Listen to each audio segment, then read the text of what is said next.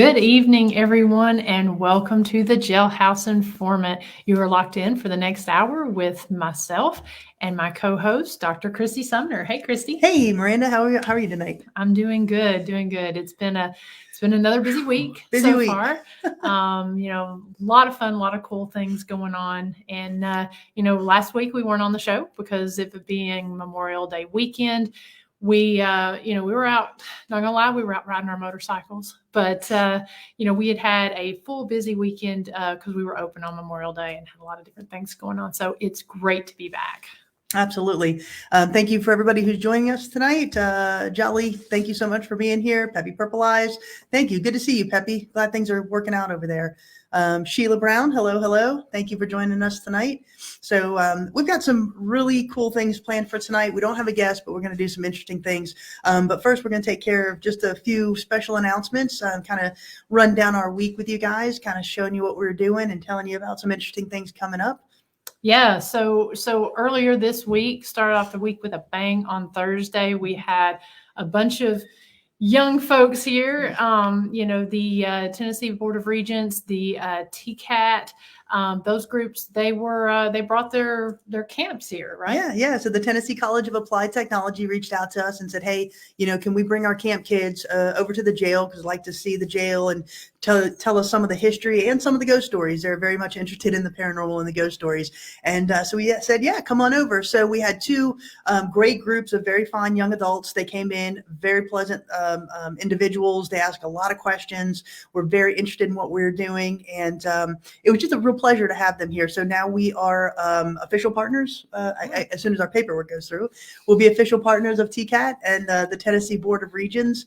And we're very much looking forward to that and doing some cool partnership opportunities with them. Yeah, absolutely. And so if any of you folks, if you have a church group, if you have kids taking camp there for the summer, I mean, you don't have to be in Scott County here. You can make it a long field trip for those kids. I'm sure they won't complain. And so if you guys would like to partner with us and bring your kids for some different events, we do offer those during the summer. You can either email us, you can give us a call, you can reach out through our website. There's no shortage of ways to do that. So everyone seems to really enjoy it when they come. Absolutely. As we said before, a lot of people just think when they come through the door, they're going to be just looking through the jail and looking at some bars and stuff. But that is really not what we're about. We have a very robust museum here, different timelines, different artifacts and displays. So we highly encourage you to come on out. If you take the audio tour, you can plan on spending about an hour here. And it's just a great little jail, a lot of history. And we're going to be talking some more about that here in a little bit. But the kids from TCAT and their chaperones were just great. Highly enjoyed that and really looking forward to some different partnership opportunities. And kind of speaking of, the museum and all the different things to see, we are actually going to be closed tomorrow, which is the 6th. And normally we're open on Mondays, but we got some really, really cool exhibits, which hanging here behind us, we've got a lot of different uniforms that we're so excited to be able to display here. These here behind us in particular, those are the late John Yancey. He was a deputy here. We did cover him on our last episode that we did. We did talk about how he was killed in the line of duty. And we highly encourage you guys to go back, listen to that story, come out here, listen to the audio tour, as well as look at some of the different exhibits. But his widow, Lori Yancey, she came by and she put some of those items on loan. So we're actually going tomorrow up to Octagon Hall in Franklin, Kentucky. And we got a cat. It's trying to be a touching moment, and Sally's just all up in here. We're going to be traveling to Franklin, Kentucky tomorrow to visit Bear at Octagon Hall. He is donating some mannequins to us that we'll be able to display these uniforms, as well as several of the other uniforms. We've gotten several others over the last little bit as well. So we're going to be going and picking those up and bringing those. And we hopefully within the next 2 weeks should have all that on display. Yeah, absolutely. So as Miranda said, we're very touched and humbled that Lori chose to donate these to us. These were the uniforms that were worn by John Yancey, obviously. So to have them up and have them part of our permanent display here, we just couldn't be more humbled that she elected to do that. So thank you, Lori, if you're watching, for donating those. And we're definitely going to do a very cool memorial to John here in the jail. Absolutely. So, like I said, more exhibits are going to be coming over the next couple of weeks. And again, just mark your calendars. Unfortunately, we are a small run business with the two of us, so we will be closed tomorrow to go pick those up out of Octagon Hall, but excited to go see Bear. Yeah. Looking forward. Haven't seen him for a while. So seeing the Octagon Hall and getting to spend some time with him. So it'll be not a day off for us, but a day off for us. Exactly. And then, also, got a lot of different things to cover here before we get to tonight's story. The paranormal research study, it has officially ended. I know a lot of you folks in the chat room over here, as well as our investigators who have participated in the paranormal research study. We're excited to say that it was a big success. I think out of all the teams that came here to the jail, we only had about 3 teams who chose not to participate in it. And so we're going to be in the process of getting with the detective and going over all of the information that the investigators provided to us, sitting down with him. So we still have a few things we're doing with it. It is closed to the public, but we're kind of trying to wrap up our we got a couple of things that we're doing, as Miranda said, but very excited to share this the results of the study with everybody and kind of really lay out the framework of what we did, how we did it, why we did it, and what the results were. Yeah, so that information won't be coming right away because we're still in the process of deciding. Once we sit down with the detective, we're trying to decide exactly how we're going to release the study. I know we'll definitely do a show on it, but we'll probably be releasing a paper or so on it. Yeah. So still going to take a little bit of time for that to come out. But again, thank you to everyone. Probably have another one of those coming up here pretty quick. Pretty soon. Yeah. And we might need to send Sheila some alcohol to calm her down just a little bit. I know you're anxious, Sheila. So exactly. We're going to let you know as soon as possible. Yeah, because we're excited because we don't even know. Yeah. So we're excited about that. And then also our paranormal calendar for 2022 is officially open. Yep. We had it open through August or through the end of August. And so September, October, November, and December are now officially on the calendar. So if you're a paranormal investigation team and you want to, get your date booked for spooky season, you might want to go ahead and do that because the dates have been filling up pretty quick. We've already had 2. Yeah, we've had 2. Yeah, October, yeah. And so we do have a few dates still available here in June. We allow investigations Thursday through Sunday nights. We don't get a lot of takers on those weeknights, but I love a weeknight investigation myself. Yeah. So those dates are open here in June. I think maybe we have one weekend day that's open. Mm-hmm. Otherwise, June's pretty well booked up. But yeah, get those dates in and get on our calendar for your paranormal investigation. So we'll be saying a little bit more about that as things kind of go along over the next couple weeks. Mm-hmm. Yeah. So it's going to be a great calendar. Yeah, absolutely. I'm just kind of looking at my list here. A couple of other things too. We were just featured here I can't tell if I'm in here in the Scott County News. They did a full page article on the Harold Young Memorial Scholarship. And we've also gotten a couple more donations in over the last 2 weeks. So, thank you guys so much for that. We're doing everything we can to make sure that we give $1,000 scholarship again next year. So we're getting close to that $1,000 mark, and we're super, super excited about that. But they did do a complete article on us, as well as the Widow Sons Masonic Writers Association and all the other great folks that did a sponsorship on it.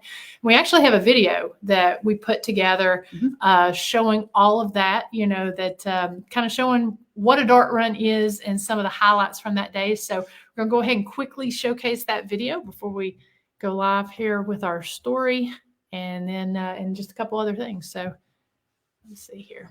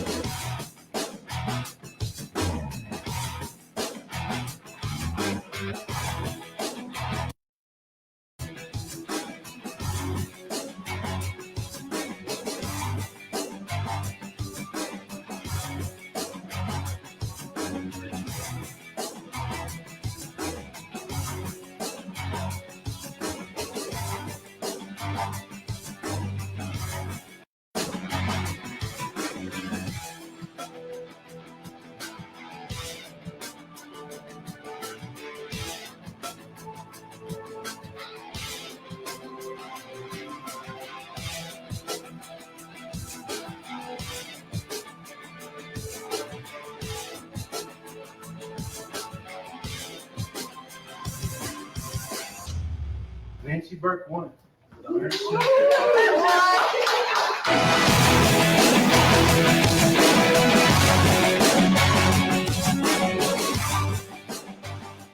Because this year we are able to give $1,000 scholarship to a student who is going to go to science.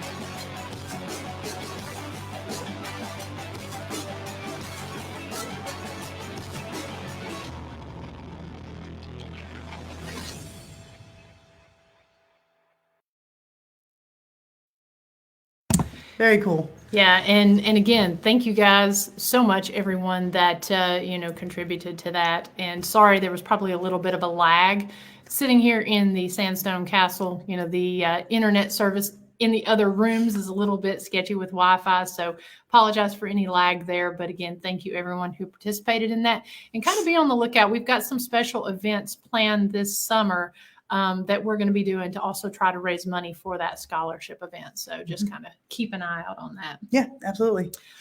We are going to end up being guests on the Paranormally Blonde podcast. I don't know if you guys have seen the Blondes, but one of the Blondes is going to be coming down here and touring the jail next week. Is it next week or technically the week after, I guess? Yeah. The 13th is going to be the day that they're going to be down here. Monday night. And so Monday night at 8 p.m. Eastern time, we may see if we can do something a little special on our podcast, but we're going to be guests on their show. And so they're going to be doing that live from here at the jail. So we're super excited about that. Mm-hmm. And yeah. And so, like we said, we've got some interesting things that we're going to be doing tonight. But as Miranda said, we do have our paranormal investigations open on our calendar. But we also have a couple other things as well. We have flashlight tours all through June. So if you want to come and take a historic flashlight tour, a historic and haunted flashlight tour through the jail, please go ahead and go to our website, which is on the screen here, and book those. They do go by pretty fast. They become very popular. And we've also reinstated our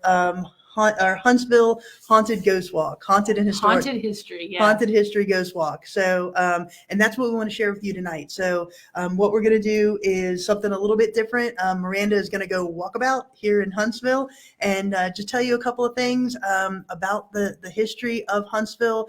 We do a lot of podcasts here from the jail, but we haven't really showcased what we have outside the walls here. So we're going to do that real quick and just kind of tell you what's going on here and how we structure our haunted and historic ghost walks here in Huntsville. We're not going to give away all our secrets, but we're going to hit some of the highlights, and we're really excited about doing this tonight. Yeah, we're going to be talking about a specific story that has an anniversary right now here in June. And so we thought, what better way to kick off our ghost walk, but then to actually share one of the stories that really sort of defines Scott County itself. So as I'm getting kind of logged in here to my mobile device so that I can go mobile. Yeah. So as Miranda said, we're going to talk a little bit about Scott County history, as well as this very interesting event that happened really on June 8th.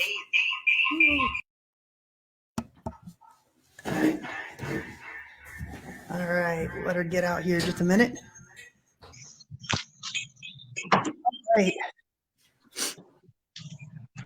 All right. Can you see me okay? I can absolutely see you. All right. You sound great as well.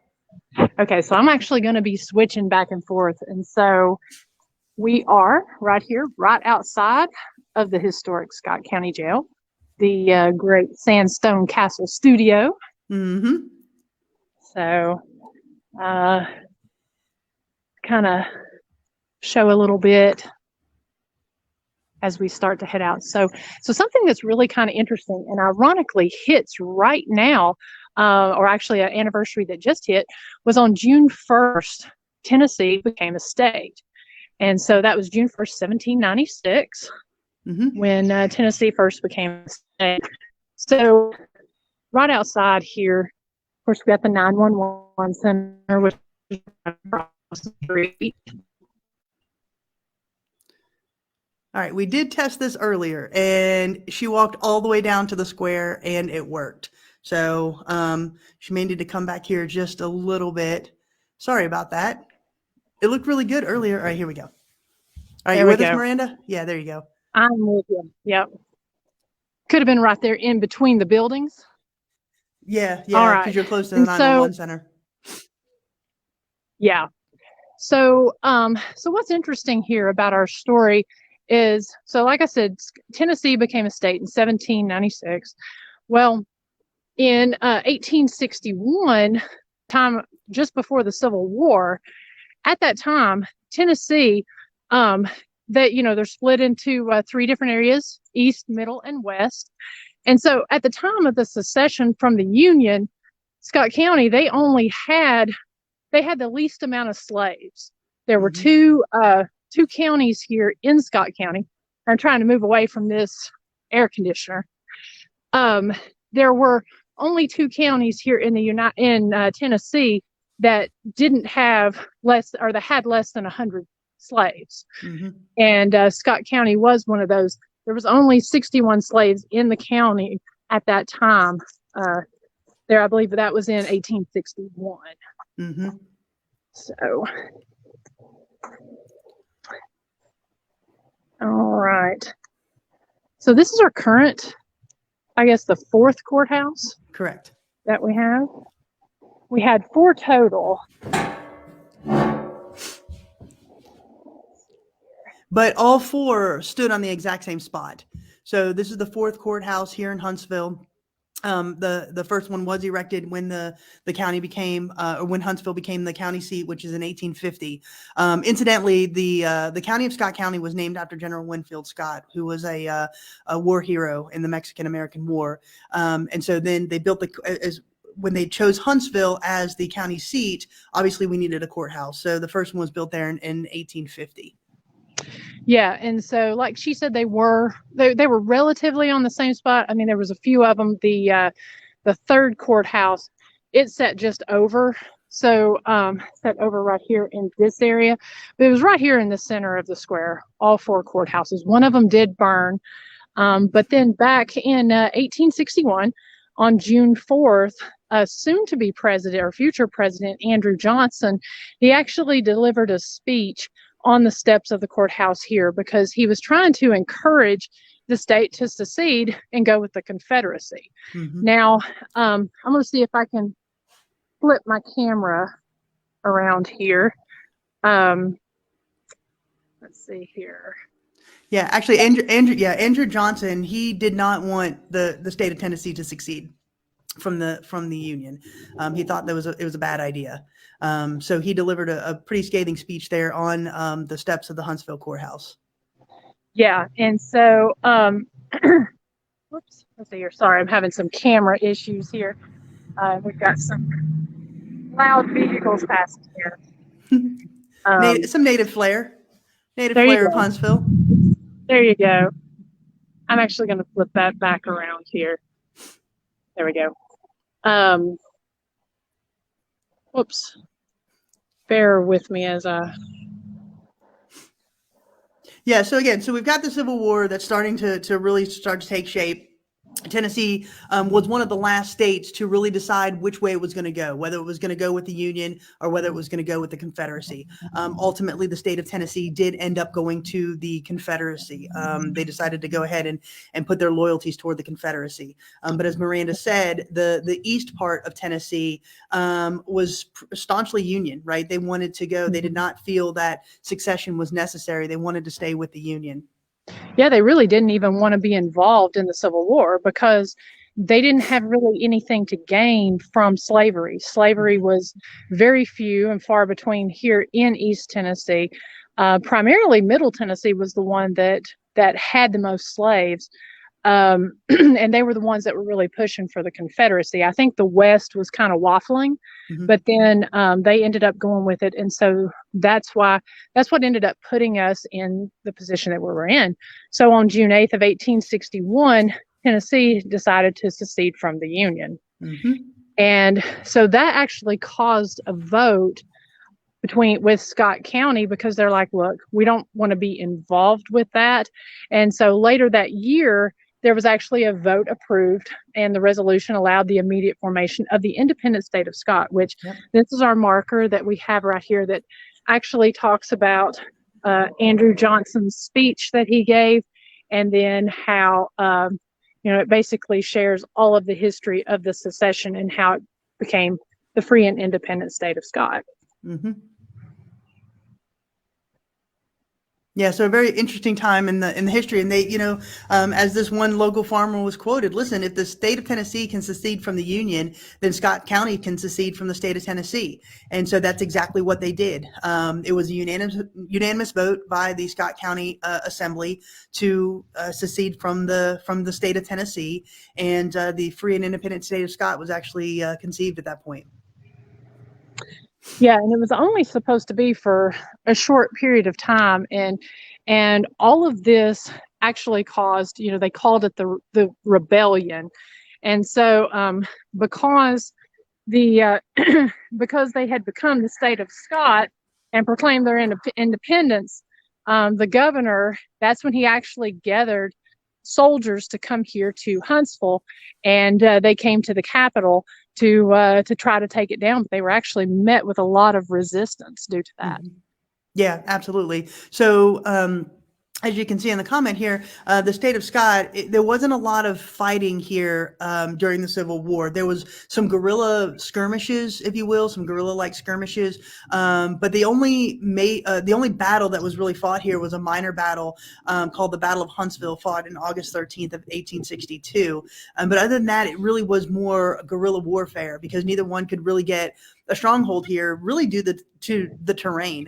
And so obviously the people here, the citizenry, they knew the terrain more so than those coming down from the north did. So there was just a lot of, of different things going on here, but not a lot of battles were fought during the Civil War. Yeah.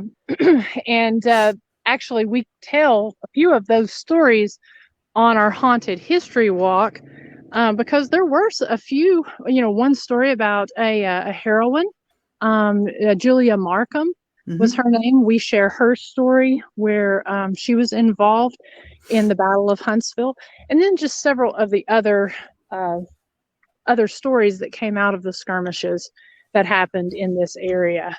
Mm-hmm. Yeah. And one of the interesting things about this story, the way it ends, is Scott County was never officially brought back into the state of Tennessee until 1986. Yeah, that's not a typo, 1986. So there was an official proclamation signed for readmission into the state of Tennessee. Otherwise, up until that point, they really were the free and independent state of Scott. Obviously, nobody really recognized that, but officially 1986 is when Scott County was reinstated. Yeah, and so it was interesting because I know the government there in Nashville, as well as the Union, they really didn't want to recognize the fact that Scott County was its own state. And so, but I mean, the folks here, they meant business. Yeah. And so what's the building there on your left? So this right here is a building that we talk a lot about. It's made out of the exact same sandstone as our building, and it is the First National Bank building. See if I can get around here. It is the second oldest building in Scott County after our jail, but it looks like a mini version of our jail. It's the First National Bank, and it was in operation as a bank. It is still officially a bank branch. They have not been using it since COVID, but served a lot of purposes. We talk about those on the history walk. It has served a lot of purposes over its existence, but here in the last couple decades of its life, it was and still is the bank. It's just not an operational branch at this moment. Yeah, and this was actually one of the first banks to have the underground tube system to, like whenever you pull your car around and send your money in through the tube, this was one of the first banks to actually have that. And it's a beautiful building. It really is. And I know the inside, they've got the original marble as well as beautiful wood. Mm-hmm. Yeah, so maybe sometime in the future we'll get to be able to showcase that a little bit more, but we do stand outside right now and tell the story. Huntsville, the downtown Huntsville itself, Huntsville proper, it's not a huge area, but it does have a lot of character. As I said, it's got a lot of history. The actual history walk that we do lasts about an hour, and then you get an hour tour of the jail. So it's almost a 2-hour excursion when you book with us on this. Yeah.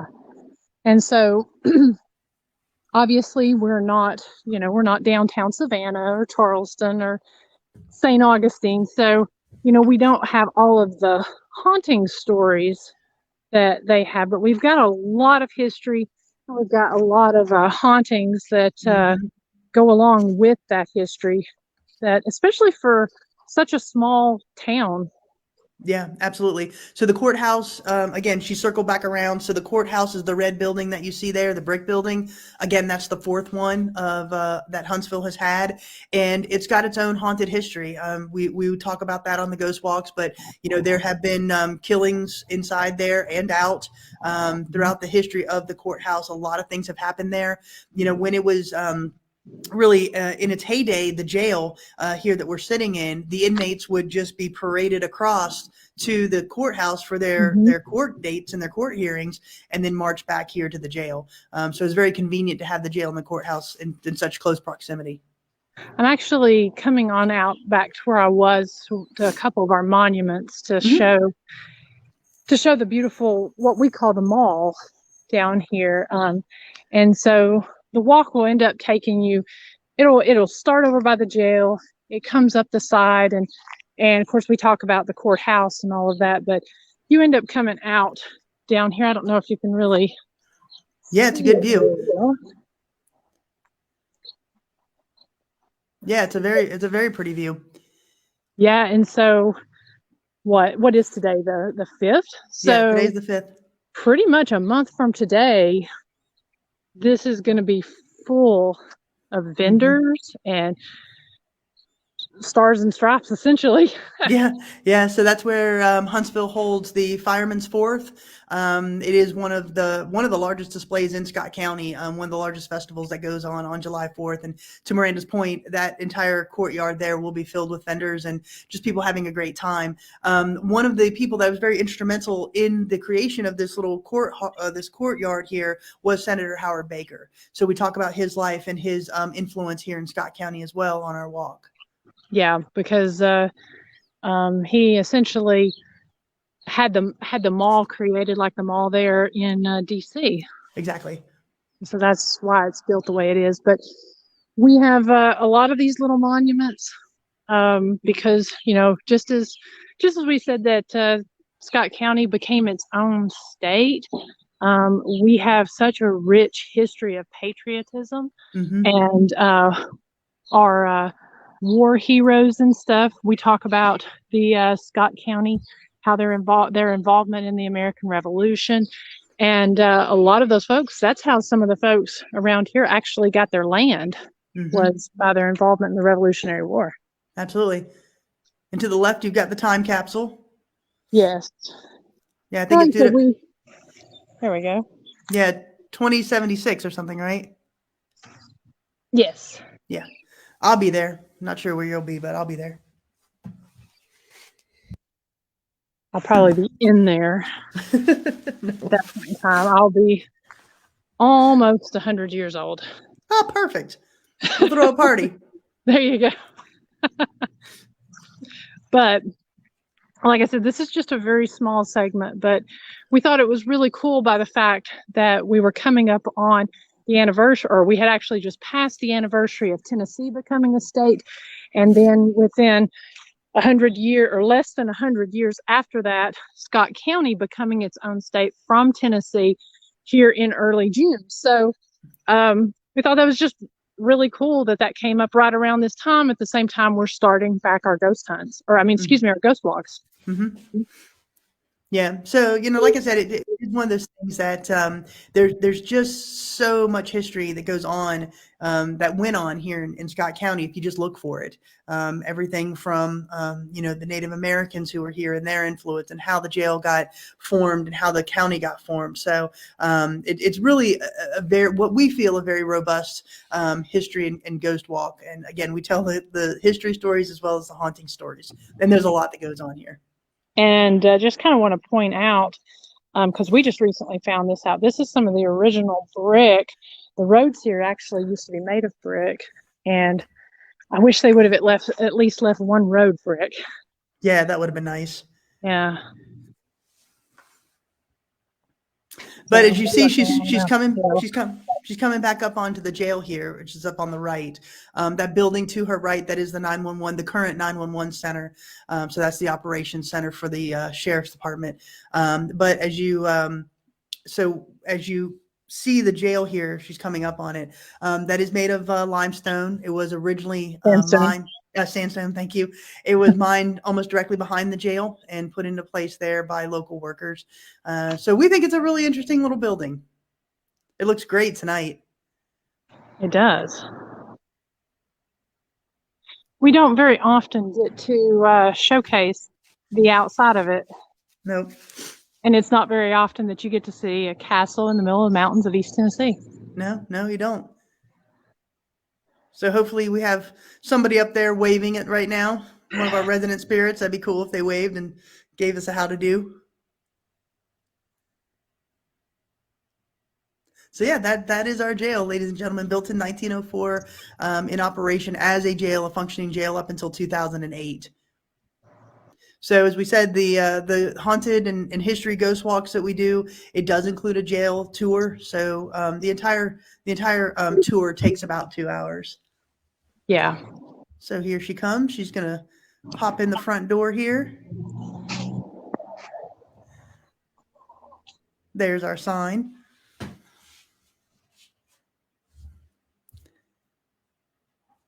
All right, and let's welcome back Miranda, direct from her walkabout. Oops. Okay, apparently I can't really walk and talk at the same time. You did a great job. But yeah, thank you guys for going on that walk. And hopefully, I know right now we've got ghost walks booked for, let's see, it's Saturday, let's see, I can't see the calendar from here. Let's see here. The 11th. We have one on the 11th, and we have one on the, what is that date? 24th. Yeah. 11th and 24th. No, right? I don't that think can't so. be right. No, that's not right. The 17th, 18th, and 20th. Just go to our website. Go to our website because they're all there. Obviously, we need glasses because we can't see our calendar. But well, that's like 2 rooms away. Well, I think we're close. Anyway, it's on our website. Just go to that website and you'll find them. Yeah, and you do have to get those tickets in advance because, the ones that we had there in December, they did sell out really quick. And especially since you get a tour of the jail as well as the walk, we've got to kind of know a head count and all that stuff in advance. If they sell out really quick, then we'll do what we can to potentially book, get some more dates booked on there. Mm-hmm. But we're having, it's kind of weird with the time not getting dark until after 9 o'clock. We kind of have to do those later and be able to factor that in. So it's kind of hard to do multiple walks right now in the summertime mm-hmm. the same night. Yeah, absolutely. And it gives us a chance to know how many flashlights to get and such. But if there's ever a time where you'd like one and you'd like a private ghost walk or historical tour with us, just call us or message us on Facebook and we'll be happy to do that. I mean, probably 25% of the tours that we do are when people call and ask for private tours or book tours for their families and or friends or something. So yeah, totally willing to do that. And we do actually have, so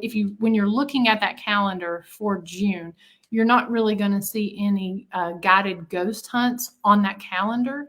As we're putting that together, we've got guided ghost hunts, we've got flashlight tours, and we've got ghost walks and private paranormal investigations. So trying to plan all that out the ghost walks, a lot of the time, those end up being private events. So we didn't put any on the calendar. That doesn't mean we're not doing them this month. Just go on there and find the date that you like.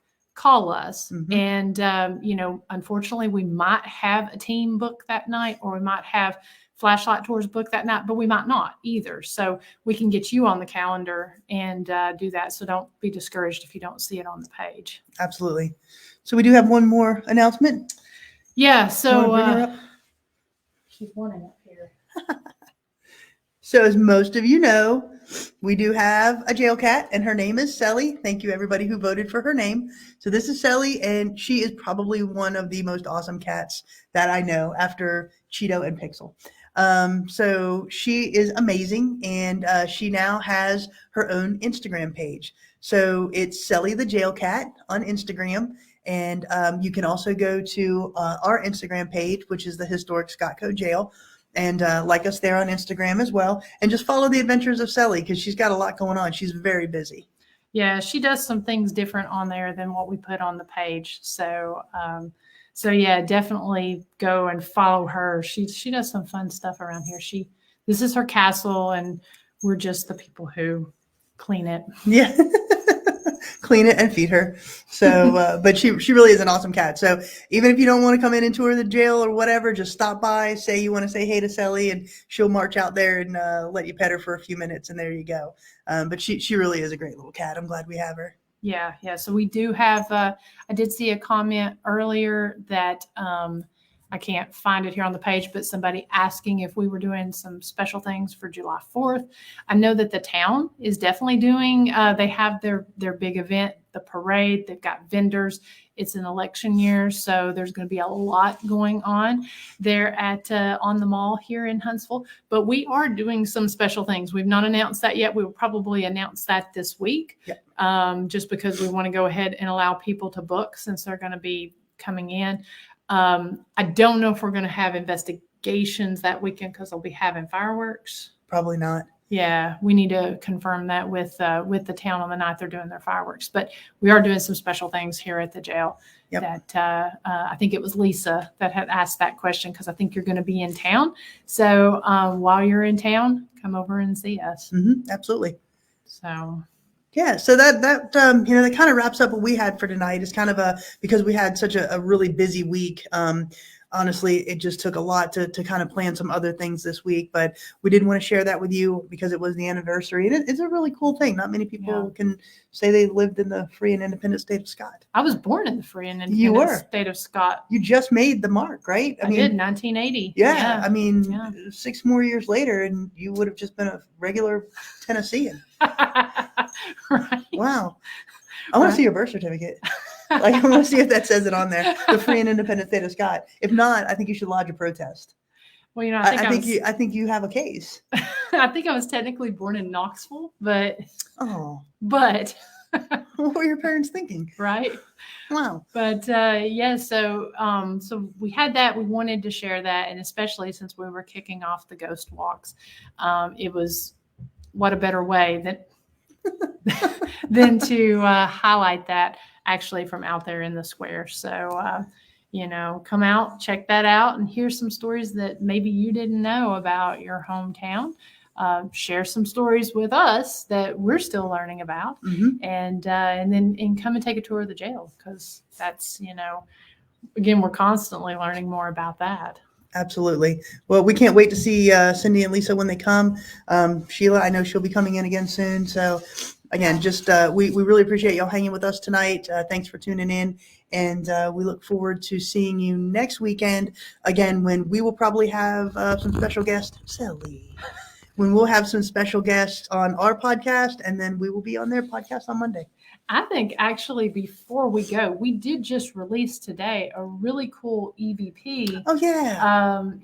And this fits in perfect too. See how timing works out? Yeah. This fits out perfect because, we did open our calendar through the remainder of the year. We ended up sharing a video from Vicki Norris, who was here, about a month and a half ago? Yeah. It was back in April. Yeah, with Vicki, Nikki, Yeah. and the Sheilas. Yeah. And so let me get that queued up. It may take just a second here. But way to bring that back up into the memory bank. So like Miranda said, I mean, Vicki Norris, Sheila Brown, Sheila Holland, Nikki Warfedge, great investigators. They were here, had a great time with them. We're going to be doing some more in collaboration investigations with them, but they had some amazing activity that night. And this was one of the EVPs that Vicki shared with us. Very excited that she did. And this is definitely an example of, you need to make sure that if you're an investigator, to always keep your voice recorder going. And so this is the EVP that she. I don't know why it's starting already. I hate it that it does that. Yeah. So this is the EVP that she captured while she was in our drunk tanks. And she was by herself in the drunk tank. As soon as we get this queued up. Yeah. Here. And so a lot of you may not know, our drunk tank, they are our restroom. Yeah. So as an investigator, typically, if you're mobile recorders, you go to the restroom, you take a break, you eat a snack, you never turn those off. Right. And you get a lot of really cool activity when that happens, when you're just kind of going about your everyday life and not paying a lot of attention. So let me get this. And I apologize since I didn't have it. No, that's I'm okay. queuing it up last minute. Listen, we got time, and these are our friends. They're going to hang with us. They're waiting. All right. No rush in here. Okay, Kitty, you can quit clawing into my leg here. All right. All right, here we go.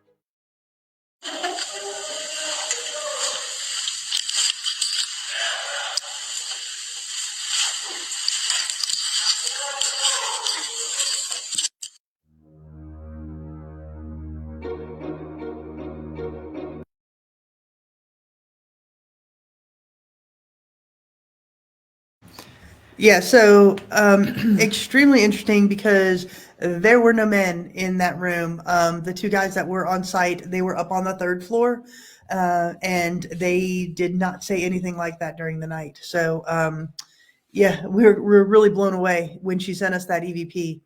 Yeah, and I mean, you can actually, I mean, the men don't talk like those men in there. I know a lot of us here in this area have sort of a unique accent, and those men, they didn't talk like that. No, and but the jailers would have. yeah, Right. So the jailers Yeah. would have it. It's definitely something that a jailer would say, especially being in the drunk tanks. I mean, you can imagine inmates being in there and them yelling, "Let's go, get up, get out the door." So it's just an incredible EVP. yeah. So thank you, Vicki Norris and the Sheilas and Nikki for coming on and well, they actually came on and did a show Mm-hmm. and highlighted some of their findings that night. So thank you for sharing that evidence with us. Yeah, absolutely. And Janet, you're absolutely right. They did have reverb. So just all around great EVP, great capture. So we're really pleased that she captured that and she shared it with us. Yeah. So you can check out those EVPs that we've highlighted here on our Facebook page, as well as on the Historic Scott County Jail YouTube channel. We're going to be sharing a few more that several other teams have shared with us. I know we had RKB Paranormal on a few weeks ago, and we're going to have their video up on the YouTube page. And thank you, Obo. I appreciate that. That's pure, free, and independent state of Scott right there. That's right. That's what I'm gonna call them. I'm come up with an acronym for it. Yeah, there you go. Because unless yins are from here, yins don't understand. Okay, yeah, I'll just have to say, I never dreamed that when I moved from Florida, I would have to learn to speak Tennessee, but it happened. Yeah. So, but again, thank you all so much for tuning in with us tonight, bearing with us. This was our first stab at doing a on location thing. You never know how the internet is going to fare, as well as the phones. Now that we know we can do that, we may be doing some live investigations and such, or some live tours here of the jail, since we know that we can do on location stuff here. So yeah, thank you and we'll get it smoothed out as well. Yeah, it'll be good. Switching between those cameras. But again, thank you all. We hope you have a fantastic night. Just keep watching for our Facebook page, our Instagram page. We're going to be pulling in a lot of things here in the next couple of weeks, because especially leading up to July 4th. So thank you all for hanging with us tonight. We hope you have a great evening. And don't come by tomorrow, because we won't be here. That's right. The Scott County, Tennessee people. That's right. Don't come by tomorrow. We won't be here, but we will be back on Thursday. Absolutely. All right. Good night, everybody.